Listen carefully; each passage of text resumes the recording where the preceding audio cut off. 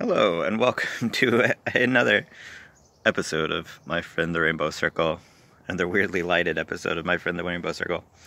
I'm here today to talk to you about a topic nobody requested or would request. Western films in the 1990s.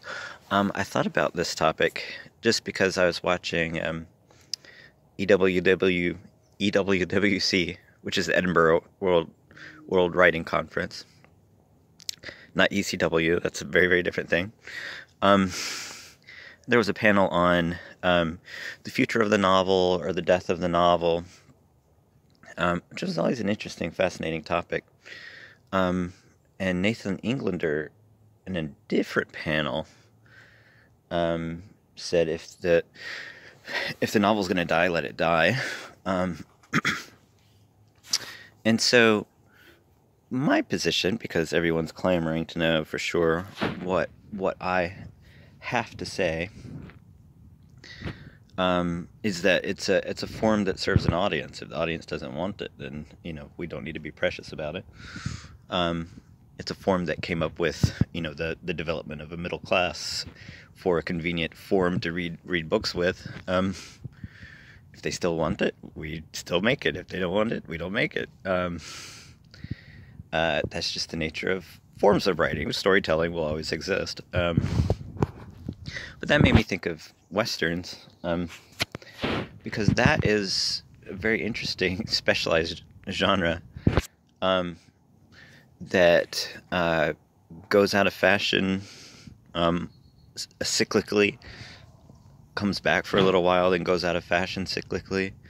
And you can get nostalgic about the death of the Western film or book or whatever. You could say it's too bad we don't have any Western movies anymore. Whoever wants to say that. But if the audience doesn't want it, if there's not an audience for it, is it really something that we need? But that got me thinking about Western movies. Partly because I'm writing a Western story. I just started a Western story, sort of a Western story, called My Brother the Cyclone. Seiko's gonna bark. Seiko, hush.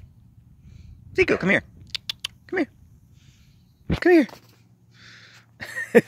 Dogs are an integral part of Westerns. Okay, I'm gonna have to put them inside. Well, anyway. So Westerns started off with that sort of dismissal that genres like that tend to, where people, they're still going to be noisy inside the house, where people just dismiss them as these dime store trash novels, just going back to when the Westerns were still happening. They would sell these dime store trash novels, and it was totally dismissed as a genre.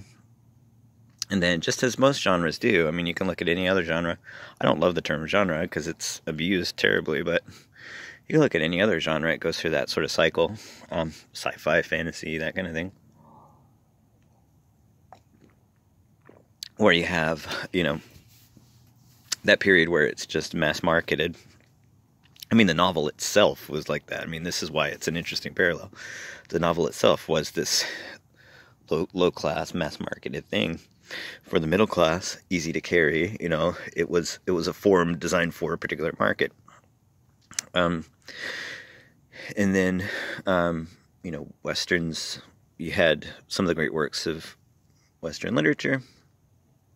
When I was a kid, Shane, somebody or other, I can't remember who, but just randomly mentioned Shane, and I totally forgot about Shane. But Shane is a book I loved when I was a kid, but somehow I forgot about.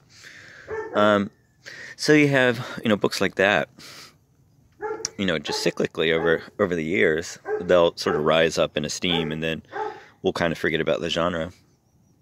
And it was a genre of movies that dominated Hollywood for a while, just like musicals, they dominated Hollywood for a while, and they kind of went away, and they come back every once in a while. They can't stop being noisy. But I think And it's sort of like musicals. I should do a whole one about musicals too. But it's sort of like musicals, in that Westerns are almost entirely about content, in a very narrow sort of content, whereas other genres might be about form, like a romance and a horror story. They tend to be about form. They take a particular type of form. Ones like fantasy and sci-fi, they're about content, but it's such a sprawling, wide variety of content. You can have a space western, and that's a sci-fi. But westerns are very, very narrowly about a particular type of character. You have a variety of stories, but you kind of need a particular type of frontiers person, cowboy, cowgirl, whatever. And you need a very particular time period. It's very, very narrow sort of genre, so it's not really built to be an eternal, long-lasting genre. And any kind of western today is primarily nostalgia for western novels. I mean, it's very postmodern in a way, in that they started off not even as nostalgia. They started off in the time of cowboys into the frontier. But now it's definitely just if westerns are produced today, it's nostalgia for westerns. And that's hard to say with other genres. Except maybe like fantasy, which is very heavily orbiting around Tolkien, and so nostalgia for Tolkien maybe is more significant than nostalgia for medieval aesthetic or what have you. But anyway, I can go on and on. But yeah, westerns peaked probably in the 60s. They peaked. There were ones in the 70s too. But by the 80s, you just didn't have a huge number of them. Probably Heaven's Gate killed the whole box office dominance of westerns. But in the 90s, you had a resurgence, and that's sort of a weird, forgotten period of the western. My dogs are going crazy inside the house. Hold on, let me check. Seeker just sits there and barks at the cockatiel over and over again. I don't know what he's thinking. Anyway. Why is there a bird inside of my house? So anyway. So the 90s, they had a resurgence of westerns. Probably inspired by Dances with Wolves in 1990. Dances with Wolves won Best Picture. The Oscars for the 90s is a very odd sort of mix of movies, for sure. A lot of movies that didn't age well. Dances with Wolves is definitely one that didn't age well. I talked about this when I talked about Avatar. How, just in retrospect, we look at Avatar as being a racist movie through the lens of looking at Dances with Wolves. Interestingly, it's the white savior trope because of Dances with Wolves is the white savior trope. But anyway, so probably inspired in 1990 by Dances with Wolves. He had this resurgence. Probably in peaking with Unforgiven in 1992, which won the Best Picture that year. So he had in pretty close proximity to westerns winning Best Picture Oscars, and so that led to a real mixed bag of westerns in that decade. But I think there are three that if you put them, or four, or five. I'm trying to limit my list, but if there are three particularly, or four, there are four particularly if you put them side by side. They make an interesting direct comparison, and this sort of goes, and it's a good exercise in determining if the goal is to say what is good and what is bad in storytelling. These are three movies that are really fascinating to put side by side. One of them is Unforgiven. Another one is Maverick, starring Mel Gibson. Another one is Wild Wild West, starring Will Smith. And another one is Dead Man, starring Johnny Depp. So this is sort of like the exercise I did with Birds and Birdemic. If you compare Birds and Birdemic and you say, why is Birds a good movie, why is Birdemic a bad movie, and try to really view it objectively, it's an interesting exercise to try to, highlight what is our value system, what are we taking for granted, how much of that is affected by other factors, all that sort of stuff. But Birds and Birdemic, Birds is so obviously loved in so many ways, and Birdemic is one, I would never say something is objectively bad, but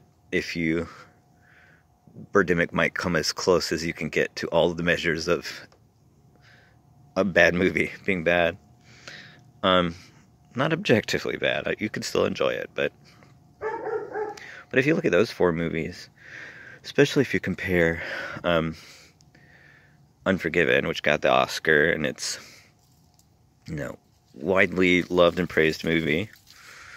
And if you use the measure, this is another measure that I propose, is if something continues to stimulate over time, if it ages well. That's kind of the tricky thing about a lot of the 90s Oscar movies. Most of them don't age well. The decade ended with Best Pictures being Titanic and American Beauty, a whole series of these movies that just did not age well at all. But if you think about a movie aging well, Unforgiven, if you look back at the 90s and you say, what are the best movies of the 90s? Conceivably, Unforgiven could still make that list. Silence of the Lambs is another one. You have a lot of the Oscar-winning movies that have aged well and could make the list. But a lot of the top-grossing movies, like Jurassic Park, stuff like that, Lion King, I've talked about Lion King before, Aladdin, a lot of the Disney movies probably make the list of well-remembered movies. I've talked about why Lion King is a complicated one to not question. But anyway, but Unforgiven is usually on that list of well-remembered movies that age well. Then you have Wild Wild West, which was generally considered critically a bad movie. And I think if most people look back on just spectacularly bad movies of the 90s, Wild Wild West comes up.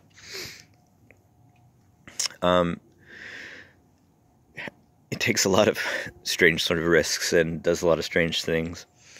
Then right in the middle of both of those is Maverick with Mel Gibson. And I just, I thought of, just kind of randomly, I thought of Maverick. The only reason I remember Maverick is a very forgettable movie. It's a remake of a TV show. But Maverick, the reason I thought of Maverick, the only reason I remember Maverick is this sketch on Conan O'Brien at the time. And it wasn't that long after Maverick came out. Maverick came out in 1994. Yeah, 1994. There's a sketch on Conan where he was inviting some refugee. This is sort of regular. I used to watch Conan religiously in the 90s. He was inviting some refugee to stay on his set, and he set up an apartment on his set. And he said, here's a bed, and here's a poster of the Mel Gibson film Maverick. And it was such a random movie. But it was such a random movie because it was kind of forgotten. It was like, oh yeah, Maverick was a movie. How did I forget that wasn't even a movie? But arguably, if you put those 3 together, and you talked about what is good and what is bad, and you try to come up with some conceivable notion, and you rank just those 3 as the top 3, in any sort of measure, most measures I should say, probably Maverick is going to be at the bottom. And so you could take it through all these different measures, but Maverick is going to be at the bottom because it's so forgettable and bland and all that sort of stuff. I added in Dead Man, just, it's an interesting 4-part comparison right there. just because, especially, relating it to Conan, what made Conan so great? Could you put him in the same category as any of those three movies? Is he a well-regarded, critically acclaimed movie, award-winning show like Unforgiven? Is he bland and forgettable like Maverick? Is he overtly, over-the-toply campy and wild and strange and all that sort of stuff like Wild Wild West? Yeah, maybe. You could maybe put him in the Wild Wild West category. But he was excellent, so you kind of need a fourth category, and that's why I put Dead Man in there. And Dead Man is very, very low budget, sort of really, really under the radar. But it's still one of those that shows up on, best movies in the 90s lists. It's a Jim Jarmusch movie. Jim Jarmusch movies are for a smaller audience. So, if comparing Dead Man to Maverick is sort of like comparing Conan to Jay Leno. Jay Leno told really bland, easy to relate to for any sort of audience sort of jokes, whereas Conan told really surreal, I did sketches really that were really surreal and bizarre and for a much smaller audience. So, but they were excellent. So it's hard to really say Wild Wild West was for a smaller, specialized audience. Dead Man was. It's hard to say. Wild Wild West was definitely surreal and weird in many ways. So if you take those four movies and you determine some sort of measure of quality, measure them side by side, you can look at things like critical acclaim. Most critically acclaimed one being Unforgiven, of course. Dead Man, and I'm looking like Rotten Tomatoes, which has its own problems, but it's an imperfect measure of critical acclaim. But Unforgiven is in the 90% range. Dead Man, I think, is next in the 70% range, something like that. Wild Wild West, of course, is way at the bottom at 15% or something like that. You can look at just box office, and I think it's a relevant thing to look at with, you can't just dismiss popularity as just a pure, irrelevant factor. And I think a lot of the times, popularity and quality are presented as this false duality. You can't have one with the other. But if you look at Oscar-winning movies of the 90s, it was a trend just always with Oscar movies for decades and decades. Usually the Oscar-winning movie was still in the top 10 highest-grossing movies of the year. Usually it was the 5th highest-grossing or 7th highest-grossing, something like that. And you had anomalies like 1996. It was sort of a Fargo versus English Patient. Neither one of those made the top 10. But then you had the next year, it was Titanic, was the big Oscar winner. That was the box office dominating movie. So, if you consider it that way, it's not a direct choice between two opposites. Usually critical acclaim, often goes hand in hand with popularity. And it's a false duality to say that they're opposites. That doesn't apply to Dead Man, of course. Dead Man lost $1 million. It's an excellent movie, but it did not do well. It cost $8 million, but it lost $1 million. Or it made $1 million, so it lost $7 million, or something like that. I don't know. So a movie like Dead Man, that's not really going to apply to that. But all three of the other movies, they were in the 150 to 200 million range. Sometimes Wild Wild West is looked back on as a bomb, but it made a bunch of money. It grossed a bunch of money. I don't know if it made a bunch of money, because it cost a lot of money, but it grossed a lot of money. So all three of the other ones are kind of in the same range. So it's, negligible difference between the gross. But if you look at any sort of other measure, the measure that I would recommend is emotional stimulation. What sort of emotional stimulation is it able to elicit? And how does it elicit the emotional stimulation? I would say that's the best measure. That's why I would say, Maverick would be, in that list, Maverick would be at the bottom. So if you look at Unforgiven is about this retired killer who was sort of forced back into the business by these women who are being assaulted. He hates killing, but he's sort of forced back into killing by this, these women hiring him. And there's a young kid who's getting into the business. There's also Morgan Freeman, who's also an older veteran killer. And so you have that intense sort of emotional setup. And so he's resisting. So I would say that's the source of the emotional stimulation. Is he's really good at killing people. He says it's a hell of a thing killing a man. You take away his whole life. There's a lot of great lines, just chill-inducing lines. My favorite part of the whole movie is right at the end. Spoiler, I guess. It was right at the end. I've come here to kill you, little Bill. And you have a Western writer there. The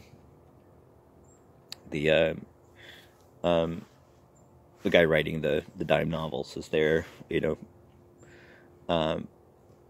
As I said, very postmodern sort of setup. It just has to be kind of postmodern, just the very nature of Westerns anymore.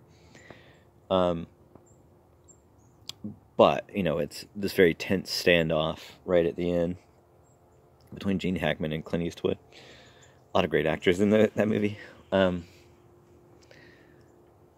if you said, what is really the marker of quality of that movie, you could take any other sort of measure, and you can say,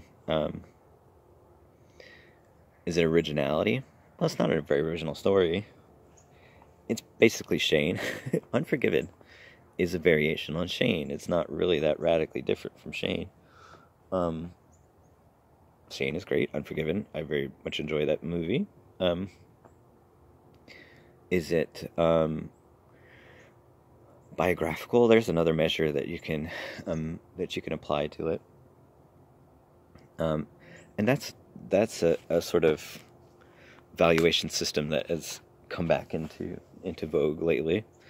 Can you enjoy a movie by somebody who has these sort of real life issues? And I think Clint Eastwood, if I were to just judge that movie biographically based on Clint Eastwood's political opinions, I would say, I can't enjoy that movie because of Clint Eastwood's political opinions. If we were to judge it politically and say, what sort of political message does it give? That killing is justifiable. All Westerns would fail. On that measure, every single Western would fail. Toxic masculinity is another part of it. Unforgiven is an interesting meditation on toxic masculinity inherent in Western movies. But all Westerns would fail because that's how you actually do solve all the problems, is through killing people. So if I were to judge Westerns at all on moral grounds, they would all fail. But Unforgiven at least sort of meditates on why killing is bad. But I don't think that's really a universal measure that you can actually measure it with. I'm not a huge Clint Eastwood fan. That's one of the very few Clint Eastwood movies I actually do enjoy. But it's not necessarily because of his political opinions. It's really just because, based on a whole set of irrational factors. And his political opinions can go into it. I'm not going to go out of my way to buy a ticket to a Clint Eastwood movie. So how much is that really a factor? You know, it's hard to perfectly separate those two factors. But I think that's where the Maverick comparison makes it very interesting, because Maverick, what Mel Gibson did biographically is far more heinous. Clint Eastwood is really just a political opinion and that's it, but Mel Gibson is an anti-Semite. So we should, you know, I mean, if that is the measure, we should dismiss all of his movies. But you'll still see people say, you know, he's a terrible person in real life. But the Mad Max movies are great. Lethal Weapon movies are great. He's got a lot of great. I mean, Braveheart is another one of those Oscar winners from the 90s. Yeah, plenty of people still defend him despite the heinous things he said in real life. And how that usually works, you know, Maverick is a perfect example. If all he ever did was Maverick, which is just a bland, forgettable movie, you know, you might hear people say, we should dismiss all of Mel Gibson's work. You wouldn't have nearly as many people defend his work, and separate it from his biographical heinousness. If all he had was this one really bland movie. And that's true of Johnny Depp too. I mean, I personally just don't like Johnny Depp as an actor. I sort of just turned against him. I liked him in a few things, like Edward Scissorhands, and he's good in Dead Man. It's a great acting performance, just, you know, on an entirely personal level. But his domestic violence situation caused people to turn against him. And so, you know, that's an entirely, I mean, I don't know what the domestic violence situation is these days. It got really complicated, and, you know, I'm not really following it, but you did have a lot of people just turn against him and say we should not support his movies. And I would say, and that's two separate issues. Here's Spike visiting me. I think that's two separate issues, really. To take a stand against someone on a personal level and not support their art is one thing, but that's not really an aesthetic judgment. So you could say, you know, I'm not going to support Dead Man because I'm not going to support Johnny Depp. And that really came up with The Crimes of Grindelwald. J.K. Rowling, I just heard, has a similar sort of issue. Just yesterday morning, I heard about a very similar sort of issue.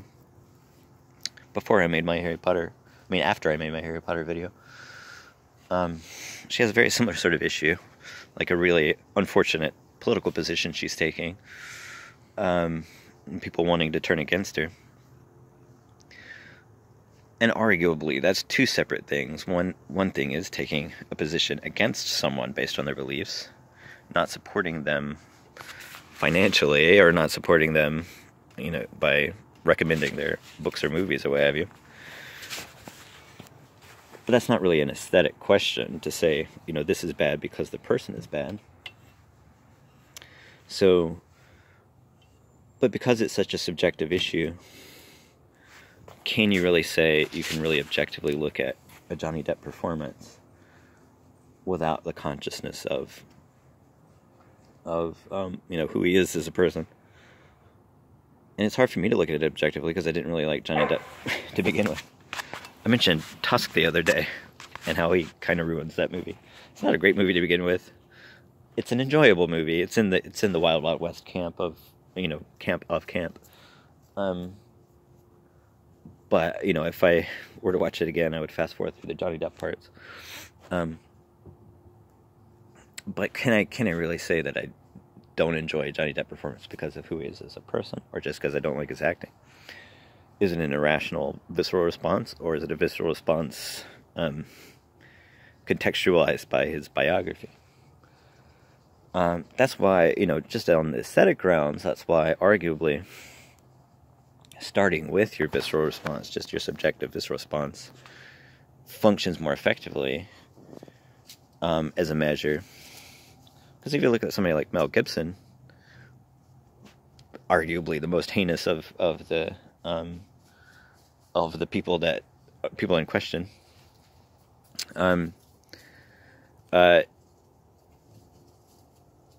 you know, I still enjoy the Mad Max movies.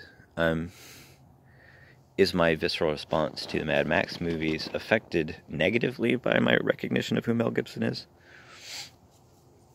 You know, does that hurt the movie aesthetically? Does it enhance the movie aesthetically? Max is kind of a complicated character to begin with. So it's harder to use that as a measure. But if we start with a visceral response and factor in what role does my visceral response to his biographical issues, what role does that play? Then it becomes a relevant factor, arguably. But then you look at Wild Wild West, and Will Smith. I mean, Will Smith is a Scientologist. You know, you might have some problem with that. You know, what have you. But it doesn't. It's not really negatively affected by that same kind of factor. Another interesting one to compare. Is diversity, which is another one of those things that's become much more of a factor in assessment of texts lately, or movies and what have you. Is diversity of characters, and of those four. The neighbor dog is now barking. Of those four, Wild Wild West has the most diverse cast. One of the trends that sort of branched off of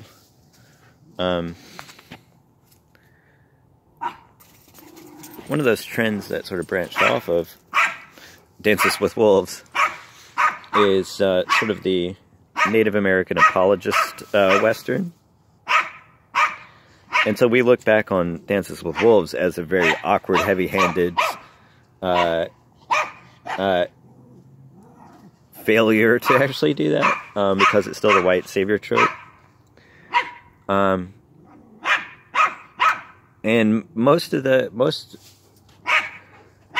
sorry, it's chaos. It's utter chaos in my yard. Hold on just a second. So anyway, the white savior trope. So if you look at Unforgiven, which, you know, according to Critical Response, you know, just based purely on Critical Response, Unforgiven must be the best one. But it uses the trope of, you know, spoiler alert, Morgan Freeman's character dies, and that prompts Clint Eastwood's character to take action finally. Spoiler alert. Which is very tropey. You know, it's one of those things that, you know, it still happens in movies, but it's certainly one of those things that people would get outraged on Twitter about today.